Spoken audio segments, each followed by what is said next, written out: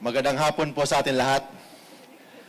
Pastor Apollo Kibuloy is running for Senator of the Republic of the Philippines.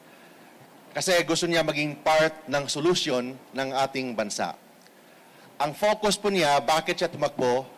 Dahil sa Diyos at sa Pilipinas nating mahal.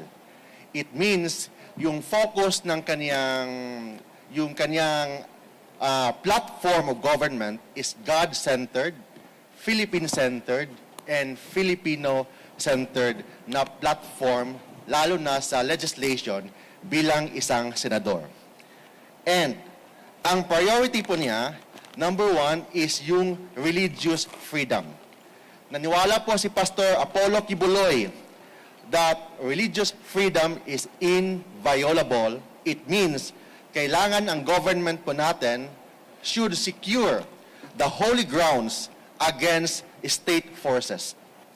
Second, kailangan protektahan ang mga mahihirap, mga poor, particularly sa health, free medicine, fast medical services. Pastor Kibuloy will be the senator sa mga mahihirap, senator sa mga ordinaryong mga Pilipino, senador sa mga manggagawa. Madaling lapitan, willing makinig sa lahat ng problema ng taong bayan. And third, he will focus on education. He wants a massive quality education and zero corruption. Makita naman natin, exhibit number 1 is the KOJC.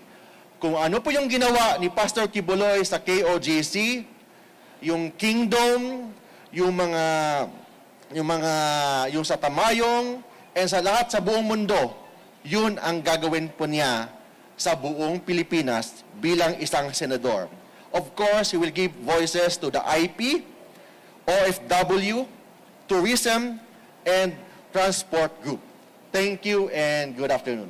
Maraming salamat po. Sir, just your name, sir. Can we have your name? Attorney Mark Tolentino. Wala po na akong question.